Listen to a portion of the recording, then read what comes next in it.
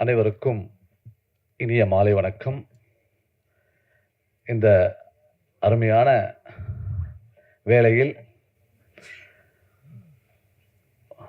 நல்ல பாடல்களை நமக்கு கண்ணுக்கு ஒளியாகவும் காதுக்கு கீதமாகவும் ரொம்ப சிறப்பான பாடல்கள்லாம் போட்டு காட்டினாங்க. முதல்ல இந்த டீமுக்கு என்னுடைய வாழ்த்துக்களை தெரிவிச்சுக்கிறேன். சதீஷ், யுவர் நேம் சதீஷ்னோ? சதீஷ் சங்கர். டோன்ட் வரி, இங்கே மலையாளத்துலேருந்து நிறைய பேர் வந்து இங்கே வின் பண்ணியிருக்காங்க. MS விஸ்வநாதன், KJ யேசுதாஸ், சித்ரா, நிறைய பேர் இருக்காங்க. ஸோ அதனால் யூ டோன்ட் வரி, நீங்களும் அந்த மார்க்கபுளில் போகணுன்றது தான் என்னுடைய ஆசை. ஸோ தமிழ்நாடு மட்டும் வந்தாரே வாழ வைக்கும். ஆனால் மாநிலங்கள் அப்படி எப்படி பண்ணுறாங்க நமக்கு தெரியல. ஆனால் தமிழ்நாடு மட்டும் சார் வந்தாரை வாழ வைத்து அவர்களை சிறப்பாக பெரிய அளவுக்கு கொண்டு போய் சேர்க்கறது இந்த தமிழ்நாடு தான். ஸோ ஆமாம், அழைக்கும். So don't worry Satish, you are done very good job. Union member ஆகிட்டீங்களா? அதுதான் தப்பு, உடனே ஆகணும். தமிழ் படம் பண்ணியிருக்கீங்க, மெம்பர் ஆகணும். ஓகே, நாளைக்கு வந்து ஆகிடுங்க. அந்த சிங்கர்ஸ்லாம் நீங்கள்லாம் பாடியிருக்கீங்க, கவிஞர் எல்லாருக்கும் வாழ்த்துக்கள் தெரிவிச்சுக்கிறேன். வஞ்சி வஞ்சி வஞ்சி, சூப்பரான டைட்டில். வஞ்சி வந்து பெண் இருக்கும்பொழுது இளமையாக இருப்பாங்க, அழகாக இருப்பாங்க. ஆனால் அதே வஞ்சி வந்து வயது ஆக ஆக ஆக வந்து நம்மளை அரவணைத்து நமக்கு அன்பு கொடுத்து நம்மளை பாசமாக இந்த உலகத்துக்கு எப்படி நடந்துக்கணும் என்றத தந்தையை விட ஒரு பெண் தான் சொல்லி கொடுக்குறாங்க நம்மள. அதில் எந்த விதமான மாற்று கருத்து இல்லை.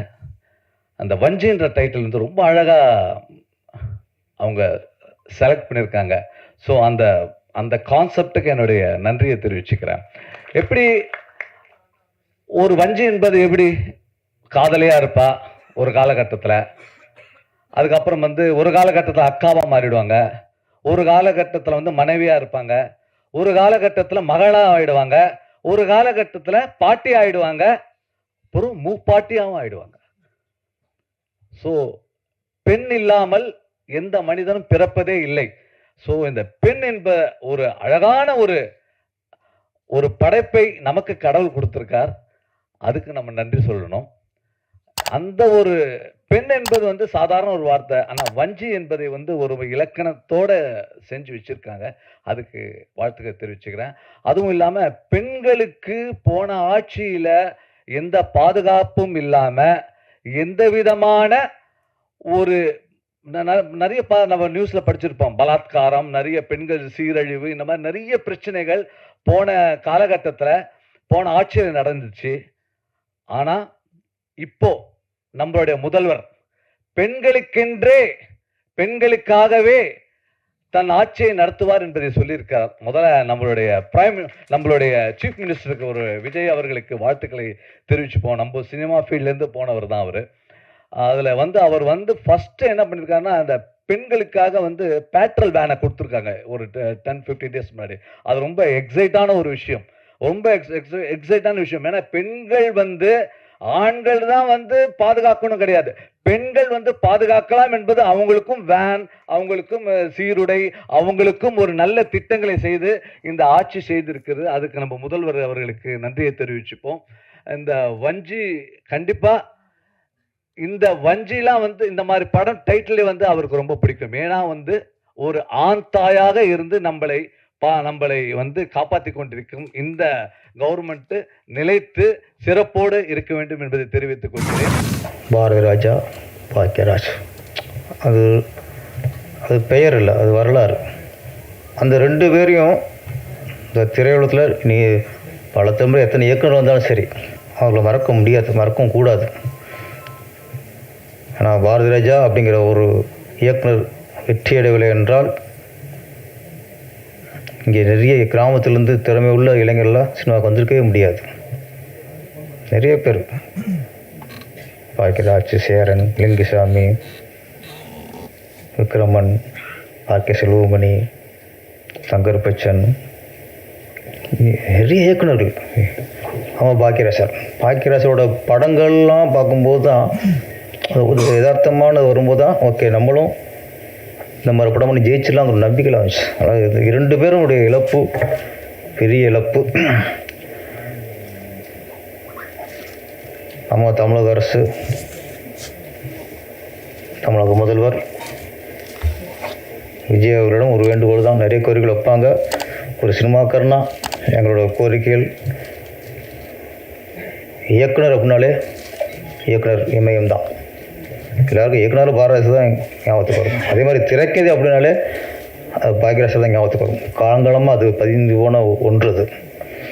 அது வருங்காலங்களில் தமிழக அரசு சார்பாக விருது வழங்கும்போது சிறந்த இயக்குனருக்கான விருது அது பாரதிராஜா விருதாக இருக்க வேண்டும். சிறந்த கதாசிரியர் அல்லது திரைக்கதைக்கான விருது கே பாக்யராஜ் விருது ஆக இருக்க வேண்டும். இதுதான் அவருக்கு நாங்கள் காட்டும் நன்றிக்கடனாக இருக்கும். ஒரு தொழில் அப்படிங்கிறது எந்த தொழிலாக இருக்கட்டும், மளிகை கடையாக இருக்கட்டும், டீ கடையாக இருக்கட்டும், எந்த தொழிலாக இருந்தாலும் சரி, துணிக்கடையாக இருக்கட்டும், ஹோட்டலாக இருக்கட்டும், தொழில்னாலே அது லாபத்தை நோக்கி தான்,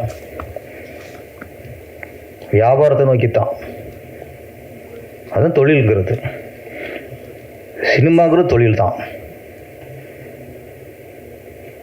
ஆனால் இங்கே மட்டும் வியாபாரத்தை நோக்கி இல்லை, லாபத்தை நோக்கி இல்லை. அதோட வெளிப்பாடு தான் அவர் பேசியிருக்கிறாரு. நல்ல தீர்வு வர வேண்டும். ஏன்னா வர்றாங்க சின்ன சின்ன நடிகர்களுக்கு, சின்ன சின்ன டெக்னீஷியன்களுக்கு சம்பளம் கொடுக்குறாங்க, சாப்பாடு போடுறாங்க, அப்படியே போயிடுறாங்க. அப்படியே ஒரு ப்ரொடியூசர் வந்துட்டால் குறைஞ்சது 5-6 படம் பண்ணணும். அதான் ஆரோக்கியமான சினிமா. ஒரு படம் வந்து எடுத்தார் போயிட்டாருங்கிறது ஆரோக்கியமான சினிமா இல்லை. அந்த ஒரு இது வரணும். இப்போது பழைய காலம் வரணும். அடுத்து இசையமைப்பாளர் தினா அவர்கள். ஆமாம், என்னோடய திருப்பாச்சியோட அதான் என் முதல் படம், என் முதல் படத்தின் இசையமைப்பாளர். ஆமாம், திருப்பாச்சி படத்தோட வெற்றிக்கு பாடல்களும் பெரும் காரணம். ஆமாம், அது வந்து இப்போ பாட்டாக ஈஸியாக கேட்டுடலாம். நீ எந்த ஊர், நான் எந்த ஊர், கும்பிட போனதையும்லாம். ஆனால் அது டியூன் வாங்கி பெண்டை கழட்டினதுலாம். ஆனால் என்னென்னா தீனா சார்கிட்ட திருப்பாச்சியில் புது டேரக்டர் தானே,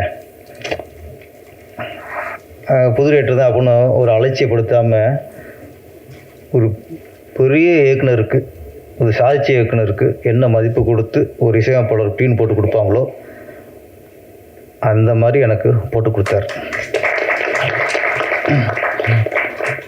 அதுக்கு சில சபையில் நன்றி சொல்லணும். 4 சவத்துக்குள்ளே கொடுக்குற தண்டனையும் 4 சவத்துக்கு கொடுக்குற சொல்கிற நன்றியும் மதிப்பு இல்லை. தண்டனைனா 4 சவத்துக்கு கொடுக்கக்கூடாது. அது மாதிரி தான். நன்றி. அடுத்து குழு சுரேஷ் வந்துருக்காரு. ஆமாம், சில நேரத்தில் கூலாக இருக்கும், சில நேரத்தில் சூடாகவும் இருக்கும். ஆமாம் ஆமாம், சில நேரத்தில் சூடு சுரேஷ் ஆயிடுவார்.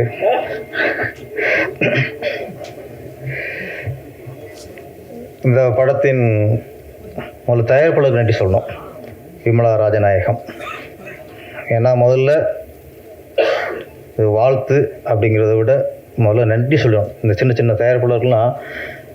ஏன்னா நீங்கள் தான் சின்ன சின்ன கலைஞர்களுக்கு, சின்ன சின்ன நடிகர்களுக்கு, சின்ன சின்ன டெக்னீஷியர்களுக்கு அவங்களுக்கெல்லாம் ஒரு வேலை வாய்ப்பு கொடுத்து ஒரு 5-6 மாதம், 1 வருஷமா, 4-5 வருஷமாக வேலை இல்லாமல் இருப்பாங்க. உங்களுக்கு சின்ன பிடிச்சது தான் அவங்களுக்கு வேலை கொடுக்குறீங்க. அதுக்கு முதல்ல என்னோட நன்றி. அப்புறம்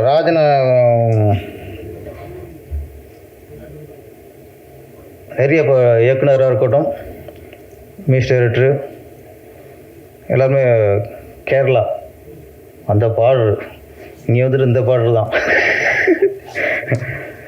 தீனா சார் சொன்ன மாதிரி வந்தாரை வாழ வைப்போம், வந்தாரை அளவும் வைப்போம். ஆமாம், அங்கே தமிழர்கள் அங்கே தான். அதனால் இங்கே வந்து எங்களுக்கெல்லாம் மலையாளம், தெலுங்கு, கன்னடாலாம் இல்லை. இங்கே வந்துட்டால் கலைஞர்கள், சினிமா மியூசிக் டைரக்டர் சதீஷ் சங்கருங்கிறது. ஆமாம், சதீஷ் சங்கர் எங்களுக்கு இசையமைப்பாளர் தான். எங்களுக்கு மொழிலாம் தேவையில்லை. இயக்குனர் ராஜேஷ், அவர் இந்த மொழி அந்த மொழிலாம் இல்லை, அவருக்கு சினிமா மொழி தான், திரைமொழி தான் எங்களுக்கு. அது மாதிரி ராஜநாயகம் வந்து அதெல்லாம் பார்க்காம கதையை மட்டும் பார்த்துருக்காரு, மொழியை பார்க்கல அவர். அந்த வகையில் உங்களுக்கு நன்றி சார். ராஜேஷ் அது துணிச்சலை பாராட்டணும். ஏன்னா ஒரு இயக்குனர் வந்து பிகினிங்கே ஹீரோ நடிக்கிறதுங்கிறது எல்லாருக்கும் அந்த தைரியம் வந்துடாது. எனக்கு திருப்பாச்சி, சிவகாசி, திருப்பதி, திருவண்ணாமலை, அதுக்கடைய பழனி. ஆமாம், பழனி முடிஞ்சதுக்கப்புறம் நிறைய வாய்ப்புகள் ஹீரோ நடிக்க வேண்டிய வந்துச்சு. சில பெரிய புடிசரே சில டேரக்டர்லாம் அனுப்பி கதெல்லாம் சொல்ல சொன்னாங்க. ஆனால் எனக்கு பயம். நல்லா போயிட்டுருக்கு, ஆண்டு நல்ல ஒரு இயக்குனர் ஒரு பாதையை கொடுத்துருக்கான், நல்லா தானே போயிட்டுருக்கு. சின்ன பயம் வந்துச்சு, வேணாம் பேரரசு ஒழுங்காக வந்த வேலையை பாரு. ராசு மதுரவன் வந்து மாயண்ட குடும்பத்தால் ஃபஸ்ட் என்னத்தையும் கேட்டார். ஃபஸ்ட்லாம் மாட்டேன்ட்டேன். அது என்னென்னா பயம்தான்.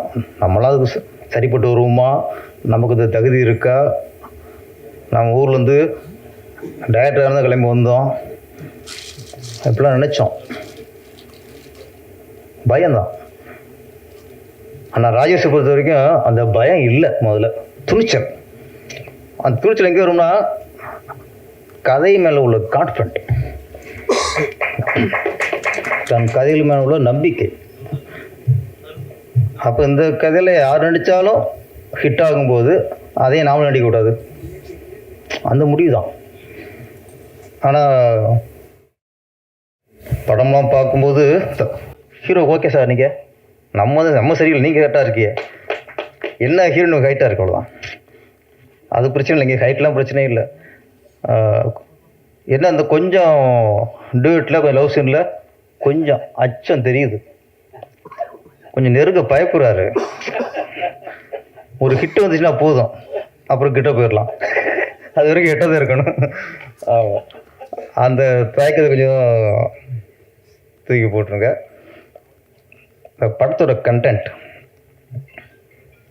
வஞ்சி தினா சார் சொன்ன மாதிரி ஒரு நல்ல டைட்டில். அப்புறம் சீசா இயக்குனர் குணா, அவருடைய உங்கள் வாய்ஸு நல்லா இருக்கு சார். ஆமாம், சில இயக்குனருக்கு தான் வாய்ஸு கண்ணீருங்க. எங்கள் பாரதிராஜா சாரோட வாய்ஸு நமக்கு ரொம்ப மைனஸு, அதனால் நமக்கு மைனஸாக இருக்கும்போது உங்கள்கிட்ட அது ப்ளஸ்ஸாக இருக்குது. ஆமாம், வாய்ஸ் நல்லா இருக்கும். ஓகே ஓகே, வாழ்த்துக்கள். வஞ்சி படம் கதை கொஞ்சம் லைன் சொன்னாங்க, நல்ல கதை. இதில் வந்து ஒரு விஷயம் டைரக்டரும் பிடிச்சி சொல்லும்போது ஒரு ஃபீல் ஆச்சு. ஊரெல்லாம் நிறைய குடும்பங்களில் இந்த சித்தப்பா இருப்பாங்க, இல்லை பெரியப்பா இருப்பாங்க. அது சித்தப்பா கூட மாட்டாங்க, பெரியப்பா கூட மாட்டாங்க, அப்பா அப்பனை கூப்பிடுவாங்க. அது அது ஒரு ஒரு கலாச்சாரம். அது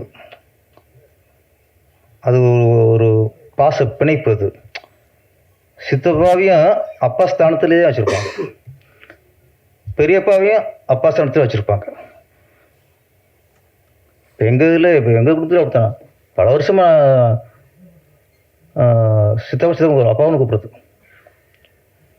சில நேரத்தில் எங்கள் சித்தப்பா பேர் விருது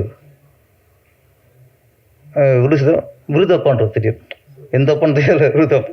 ஆமாம், அது மாதிரி அது ஒரு ஈக்குவல்ஸ், அப்பா ஸ்தானத்தில் எல்லோரும் ஒன்று தான். அது மாதிரி இந்த கதையிலையும் ஆக்சுவலி சித்தப்பா தான் ஹீரோ. அதில் நான் கதை கேட்ட வரைக்கும் சித்தப்பா எந்த ஒரு கதையில் வந்து கதாநாயகியோட யாரும் டியூட் போகிறாங்களோ அவங்க தான் ஹீரோன்னு இல்லை, அது ஹீரோன்னு ஒரு ஒரு பட்டமாக இருந்தது. அந்த கதாநாயகிக்கு யார்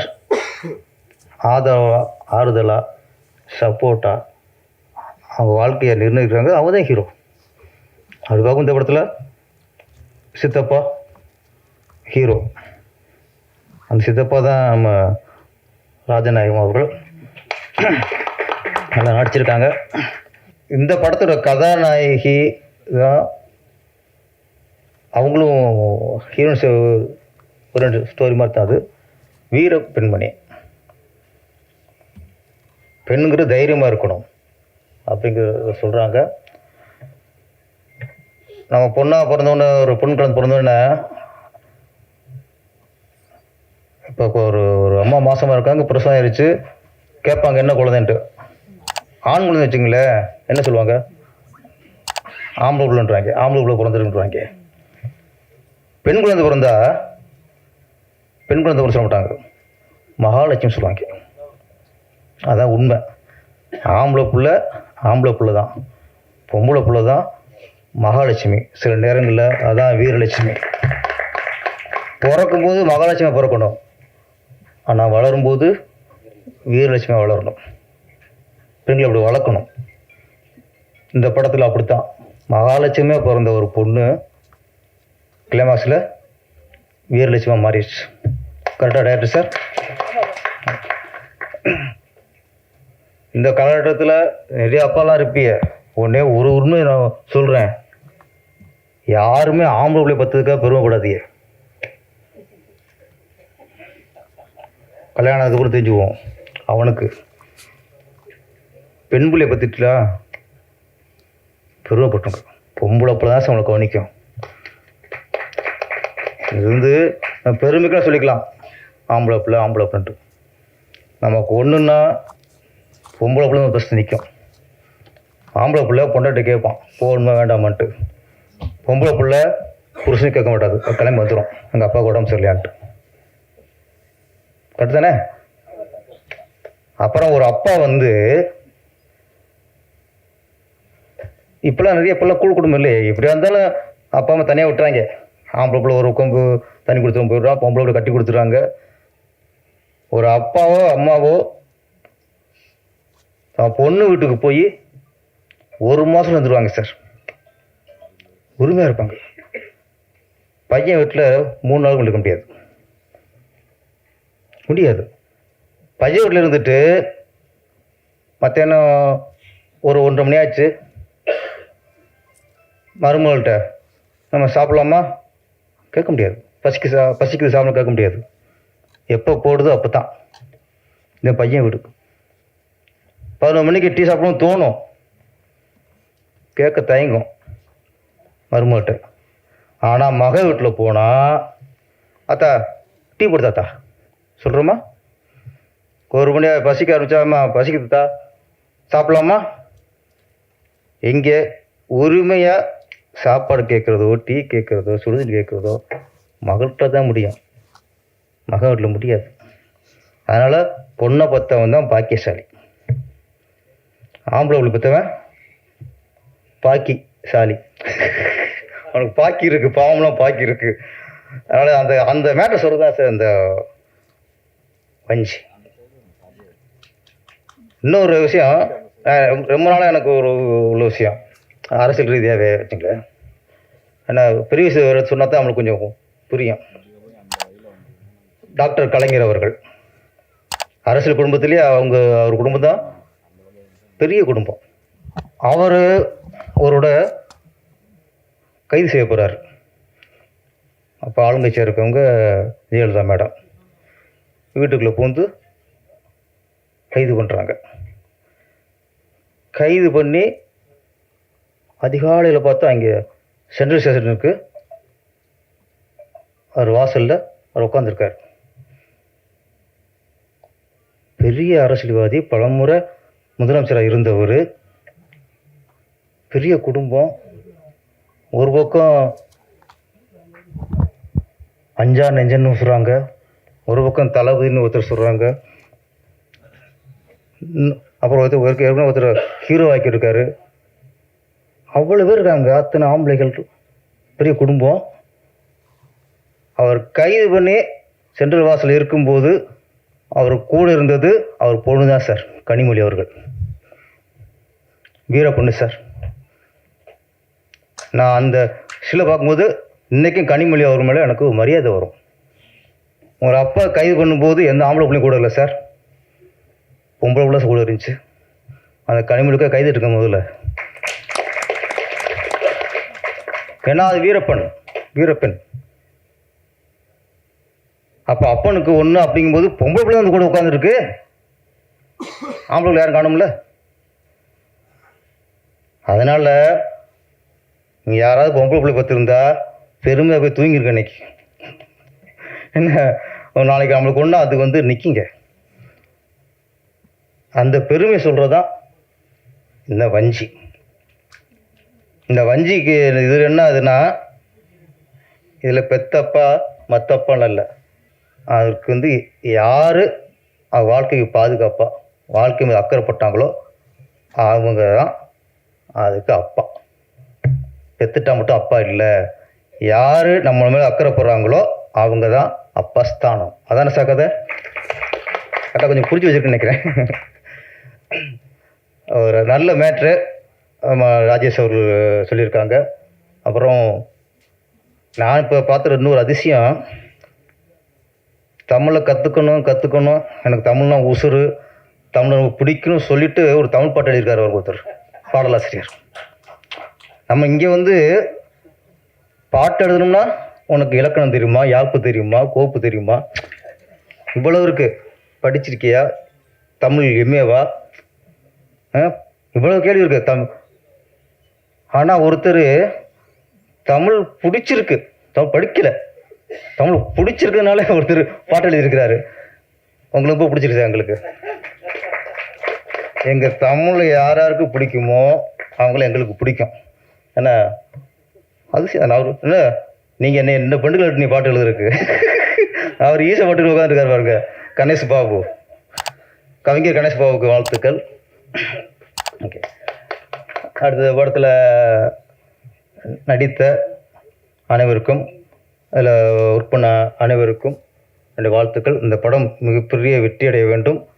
விமலா ராஜநாயகம் அவர்கள் தொடர்ந்து படங்கள் எடுத்துக்கொண்டே இருக்க வேண்டும். நன்றி, வணக்கம். ஹாய், எல்லாருக்குமே வணக்கம். வந்திருக்கு மீடியாவுக்கு ரொம்ப நன்றி. என் பேர் ஷாமல் தத்தராஜ், நான் ஒரு ஆக்ட்ரஸ் தான். ஸோ இந்த படத்துக்கு பண்ணல, அது ஒரு விஷயம். பட் கண்டிப்பாக I'm looking forward to work with many directors and producers. So வஞ்சி படத்துக்கு மீடியா கண்டிப்பாக சப்போர்ட் பண்ணுங்கள். பிகாஸ் சினிமாவில் வந்து சின்ன படம் இருக்கட்டும், பெரிய படமாக இருக்கட்டும், எல்லாரோட ட்ரீம், எல்லாரோட ஆசை, எல்லாரோட ஸ்ட்ரகிள். ஸோ கண்டிப்பாக நீங்கள் தான் சப்போர்ட் பண்ணணும். ஸோ எனக்கு இன்வைட் பண்ணுறதுக்கு ரொம்ப ரொம்ப நன்றி. And media, please don't forget to support வஞ்சி. So yeah, thank you so much, and I would like to congratulate entire team of Vanji and actors, artists, especially producer ma'am and sir, as well as director. Thank you so much. Congratulations, the team of Vanji. நடிகர் cool Suresh அவர்களை பேச அழைக்கிறோம்.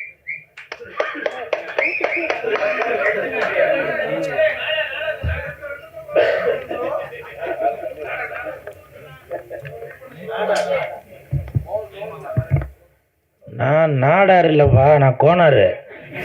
மேடையில் அமர்ந்திருக்கும் அனைவருக்கும் வணக்கம். பத்திரிகை நண்பர்கள், ஊடக நண்பர்கள், இணையதள நண்பர்கள், பிஆர்ஓ கார்த்தி, அனைவருக்கும் வணக்கம். மேடையில் பேசி கைத்தட்டல் வாங்குகிற அளவுக்கு நான் பெரிய பேச்சாளர் இல்லை. தயவு செஞ்சு நீங்களே ஒரு தடவை கைத்தட்டிருங்க. நன்றி நன்றி. இந்த கைத்தட்டல்கள் அனைத்தும் வஞ்சி அந்த படத்தோட டீமுக்கு தான் போய் சேரும். திருவண்ணாமலை பக்கத்தில் செஞ்சி, இந்த படத்தோட பேர் வஞ்சி. திருவண்ணாமலை பக்கத்தில் செஞ்சி, இந்த படத்தோட பேர் வஞ்சி. குழம்புக்கு போடுவாங்க இஞ்சி, குழம்புக்கு போடுவாங்க இஞ்சி. இன்னைக்கு ஆடியோ ரிலீஸ் வஞ்சி. இது இஞ்சி, அது வஞ்சி. இது இஞ்சி, அது வஞ்சி. வஞ்சி அந்த படத்தோட தயாரிப்பாளர் விமலா ராஜநாயகம் அவர்களுக்கு என் மனமார்ந்த வாழ்த்துக்கள் மேடம். நீங்கள் 3 படம் தயாரித்து கதை சொன்னீங்க. 4வது படத்தில் என்ன தான் கதாநாயகனாக போட போகிறதா வெளியில் சொன்னீங்க. அது உண்மைதானா? அது மேடம் உண்மையா இல்லை? எதோ சொல்லிட்டாங்க, இருந்தாலும் நான் வெயிட் பண்ணி பார்க்குறேன். உங்களுக்கு மனமார்ந்த வாழ்த்துக்கள். ஏன்னா என்னுடைய அடுத்த படத்தோட தயாரிப்பாளர் விமலா ராஜநாயகம் அவங்களுக்கு கண்டிப்பாக இந்த படம் மிகப்பெரிய வெற்றி அடையணும். ஏன்னா அப்போ தான் அடுத்த படத்தில் எனக்கு வாய்ப்பு கிடைக்கும். அதே மாதிரி ராஜநாயகம் சார், ஓ சூப்பர், ராஜநாயகம் சார் குங்ஃபு கலைஞர், ஆமாம் சூப்பர், வாழ்த்துக்கள். நல்லா நடிச்சிருந்தீங்க, உங்களுக்கு மனமார்ந்த வாழ்த்துக்கள். ராஜேஷ் சார் அவங்க இயக்கி கதாநாயகன் நடிச்சிருந்தீங்க, சூப்பர். இங்கே நிறைய பேர் கேரளா தான் இருக்கிறாங்கல்ல, எல்லாம் சக்கப்பழம், புட்டு, கொண்டக்கடலை, ஸோ அதுதான் ஞாபகம் வருது. ஸோ எடிட்ரு கூட கேரளா தானே எடிட்ரு? ஆமாம், எல்லாருமே. ஸோ அந்த ஹோல் டீமுக்கும் மனமார்ந்த வாழ்த்துக்கள். மியூசிக் டைரக்டர் நல்லா சூப்பராக மியூசிக் பண்ணியிருக்கீங்க சார், வாழ்த்துக்கள். முக்கியமாக அந்த குத்து டான்ஸு, அது லிரிக் யார் சார் எழுதுனது? ஓஹோ, நக்க நக்கிரி நார நக்கிரி அப்படின்னு எழுதிருந்துச்சு. நக்க நக்கிரி நார நக்கிரி, நக்க நக்கரி நார நக்கிரி அப்படின்னு எழுதிருந்தீங்க, சூப்பர், வாழ்த்துக்கள். அவர் தான் எழுதினாரா? ஆ சூப்பர் சூப்பர். இந்த ஹோல் டீமுக்குமே மனமார்ந்த வாழ்த்துக்கள். ஓ ஓ ஆ நல்லா இருந்துச்சு, நல்லா இருந்துச்சு. நானே சார்கிட்ட கேட்டேன் பாட்டு ஓடும்போது, நல்லா இருந்துச்சு, சூப்பர், வாழ்த்துக்கள். அதே மாதிரி இயக்குனர் வந்து டிவிகேவா என்னன்னு தெரியல, அவங்க அந்த லவ் பண்ணும்போதெல்லாம் பேக்ரவுண்டில் வெறும் டிவிகே கலர் போட்ட பூவாக இருந்துச்சு, நீங்கள் கவனிச்சிங்களா அது? ஸோ அதனால் கேரளாலேயும் விஜய் சார் அங்கேயும் வெற்றி நடை போட்டுட்ருக்காரு, உங்களோட பாட்டிலே தெரியுது. ஸோ உங்களுக்கு மனமார்ந்த வாழ்த்துக்கள்.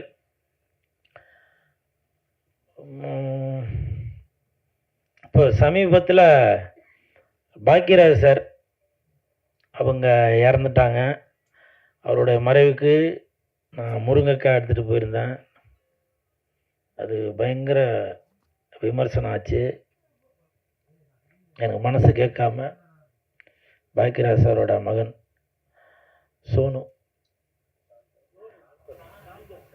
சோனு தான் அவரோட செல்ல பேர். சினிமாவில் தான் சாந்தனம் சொல்லுவாங்க, நான்லாம் சோனு தான் கூப்பிட்டு. நான் ஃபோன் பண்ணி சொன்னேன், இந்த மாதிரி தெரிஞ்சும் தெரியாமலும் பண்ணியிருந்தாக்க மன்னிச்சிடுங்க சோனு அப்படின்னு. அப்போ அவர் ஒரு வார்த்தை சொன்னார், இல்லை நீங்கள் எப்போ அப்பா பார்க்க வரும்போதும் முருங்கை எடுத்துகிட்டு வருவீங்க, அதை நானும் பார்த்துருக்கேன். அப்பாவும் உங்களை நிறையா தடவை கிண்டல் பண்ணியிருக்காரு. அதனால் சொல்கிறவங்க 1000 சொல்லுவாங்க, வாழ்ந்தாலும் ஏசுவாங்க, தாழ்ந்தாலும் ஏசுவாங்க அப்படி நானே மனசுக்குள்ளே நினச்சிட்டேன். அடிக்கடி மீனாட்சி சுந்தரம் சார் கூட என்கிட்ட அந்த வார்த்தையை சொல்லுவார். ஸோ அப்போ சோனு வந்து என்கிட்ட சொன்ன அந்த வார்த்தை, கண்டிப்பாக உங்களை அப்பா பாக்கியராஜ் சார் அவரோட அன்பை பெற்றவர் நீங்கள், அதனால் நீங்கள் எதுவும் கலங்க வேண்டாம் அப்படின்னு அவருக்கு நான் ஆறுதல் சொல்ல வேண்டியவன், அவர் எனக்கு ஆறுதல் சொல்கிறார். ஸோ அந்த மாதிரி ஒரு சம்பவம் நடந்துவிட்டது. இப்போவும் நான் சொல்கிறேன், நான் பண்ணது நியாயப்படுத்தணும் அப்படின்றதுக்காக சொல்ல வரல. நான் ஒரு சினிமா கலைஞனுங்க, என்னோடய ஸ்டைலில் தான். அதுவும் நான் வந்து வேறு ஏதோ ஒரு தடைப்பட்ட பொருட்களையோ நான் எதுவும் எடுத்துகிட்டு போய் இது பண்ணல. பாக்கியராஜ் சார் என்றால் அதுதான் அடையாளம். பல பேர் விமர்சனம் செய்திருந்தாலும் சில பேர் எனக்கு வந்து ஆதரவாக சொல்லியிருந்தாங்க, அது வந்து கூல் சுரேஷ் தவறாக எதுவும் பண்ணலைங்க. சில பேர் சொன்னாங்க, நீங்கள் முருங்கை கட்டு எடுத்துகிட்டு போகாமல் அதை மாலையாக கூட செய்து எடுத்துகிட்டு போயிருக்கலாம் அப்படின்னு. எனக்கு அதெல்லாம் தோணலைங்க, புரியுதுங்களா? அவர் இறந்துட்டார் என்ற ஒரு செய்தி கேட்டவுடனே நான் அவ்வளவு நொந்து போயிட்டேன். அதனால் தயவு செய்து நான் ஒருவேளை நான் செய்தது தவறு என்று நீங்கள் நினைத்திருந்தால் நான் மனப்பூர்வமாக மன்னிப்பு கேட்டுக்கொள்கிறேன். ஏன்னா நீங்கள் இல்லாமல் நான் இல்லை. நீங்கள் என் மேலே வச்சுருக்க அன்புனால தான் என்னை பற்றி நீங்கள் விமர்சனம் செய்கிறீங்க. அது எனக்கு புரியுது, நான் புரிஞ்சுக்கிட்டேன். அதனால் என்றைக்குமே உங்கள் மனசு நோகும்படி நான் நடந்து கொள்ள மாட்டேன். இன்னொன்று, என்னை பற்றி பேசுங்க, பரவாயில்ல. நான் உங்கள் வீட்டு பிள்ளை. உங்கள் அண்ணனாக, தம்பியாக, மாமனாக, மச்சானாக, சித்தப்பனாக, பெரியப்பனாக என்னை பற்றி பேசுங்க. ஆனால் பார்த்திபன் சாரை அப்படி பேசலாமா? பாக்கியராஜ் சாரோட இயக்குனர், அவர் உதவி இயக்குனர், அவர் கூடவே இருந்தவர். அதனால தான் பாக்கியராஜ் சாரோட ஸ்டைல் என்னவோ அதே தான் பார்த்திபன் சார். அவருக்கு பேனா மாலை போட்டார், பேடு, பென்னு. இப்போ சமீபத்தில் கூட ஃபோட்டோ வேறு மாதிரி பார்த்த மாதிரி இருக்குது, மக்களை பார்த்த மாதிரி இல்லை, ரசிகர்களை பார்த்த மாதிரி இல்லைன்னு சொல்லி வேறு ஃபோட்டோவை மாற்றினாங்க. ஆனால் அதை கூட விமர்சனம் செய்துட்ருக்கீங்க. நாங்கள் என்னங்க அப்போ உங்களுக்கு என்ன ஒரு கேளிக்கை பொருளா? என்னை பற்றி என்ன வேணால் சொல்லுங்கள். பாக்கியராஜ் சாரையோ பார்த்திபன் சாரையோ தயவு செய்து எதுவும் விமர்சனம் பண்ணாதீங்க. அது அவங்க 2 பேருக்குள்ள, குருவுக்கும் சிஷ்யனுக்கும் உள்ள அது அண்டர்ஸ்டாண்டிங். அது நம்மளாம் ரசிகர்கள் தாங்க. அதனால் தயவு செய்து என்னை பற்றி என்ன வேணால் சொல்லுங்கள். அந்த வித்தகன், புதிய பாதை படைத்த அந்த வித்தகனை பார்த்திபன் சாரை தயவு செய்து எதுவும் சொல்லாதீங்க. இப்போது பேரரசர், நான் இந்த வார்த்தையை சொல்கிறதுக்கு நான் மன்னிப்பு கேட்டுக்கிறேன். ஏன்னா இப்போ பேரரசர் அவர் எடுத்துக்கிட்டிங்கன்னா கூட அவருடைய அடையாளம் திருப்பாச்சி, அருவா. அவர் வீட்டு சுப நிகழ்ச்சிக்கு என்னை அழைத்தால் கண்டிப்பாக பேரரசார் வீட்டுக்கு நான் அருவா தான் ப்ரெசன்ட் பண்ணுவேன், திருப்பாச்சி அருவா தான் ப்ரெசன்ட் பண்ணுவேன். அது அவருடைய அடையாளம். இப்போ கூட பாருங்கள், பேரரசார் மீசியை கூட ஒரு அருவா மாதிரி தான், வீரமாக தான் வச்சுருக்காரு. எத்தனை படம் இதுக்கு மேலே அவர் எடுத்தாலும் சரி, பேரரசு என்றால் அது திருப்பாச்சி தான். அந்த வீரமான அந்த அருவா தான் ஞாபகம் வரும். இதை நான் மட்டும் சொல்லலை. 2 நாளைக்கு முன்னாடி ஒரு வீடியோ ஒன்று பார்த்தேன். ஒரு 4 வருடங்களுக்கு முன்னால் சேலத்தில் மாண்புமிகு தமிழக முதலமைச்சர் விஜய் சார் அவர்கள் ஒரு ரசிகர் மன்ற ஒரு கூட்டம் நடத்துகிறாரு. அந்த கூட்டத்துக்கு தலைமை ஏற்பதாக தமிழர் பார்த்திபன் அவர்கள் ரசிகர் மன்ற தலைவராக இருந்த சேலத்தில் மாவட்டத்துக்கு உள்ளவர், அவரை கூப்பிட்டு அறிமுகப்படுத்தும் போது ரசிகர்களை பார்த்து சொல்கிறாங்க, நீ எந்த ஊரு, நான் எந்த ஊரு, முகவரி தேவை இல்லை அப்படின்னு பாடிட்டு, தொப்புள் கொடி உறவா இல்லவே இல்லை அப்படின்னு பாடிட்டு, இது வந்து திருப்பாச்சி படத்தில் வர பாட்டு அப்படின்னு சொல்லி, அந்த இடத்துல கூட அந்த திருப்பாச்சி படத்தோட பேரை தான் மாண்புமிகு தமிழக முதலமைச்சர் விஜய் சார் அவர்கள் சொல்லிட்டு வராங்க. அப்படி ஒருத்தங்களுக்கும் ஒரு அடையாளங்க.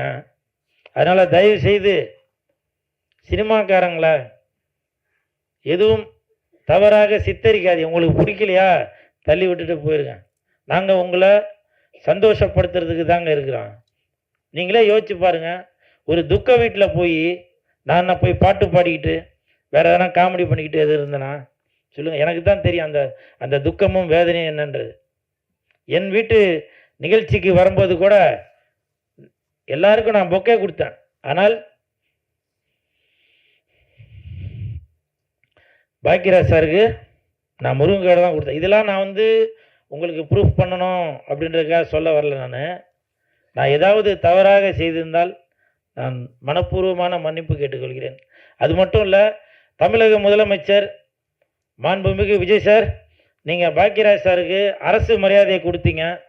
ஒரு சின்ன ரிக்வெஸ்ட், நான் சினிமாக்காரனாக கேட்கல, ஒரு ரசிகனாக கேட்குறேன், தமிழக மக்களில் ஒருவனாக கேட்குறேன். பாக்கியராஜ் சார் வாழ்ந்த அந்த தெருவுக்கு அவருடைய பேரை வைக்கணும் அப்படின்னு சொல்லி நான் தாழ்மையோடு கேட்டுக்கொள்கிறேன். தட்டுங்க சார், தட்டுங்க சார். நன்றி சார். ஏன்னா அவருடைய படங்களில் நிறைய பேர் நினைப்பாங்க ஏதோ டபுள் மீனிங் அப்படி இப்படி இருக்குன்னு.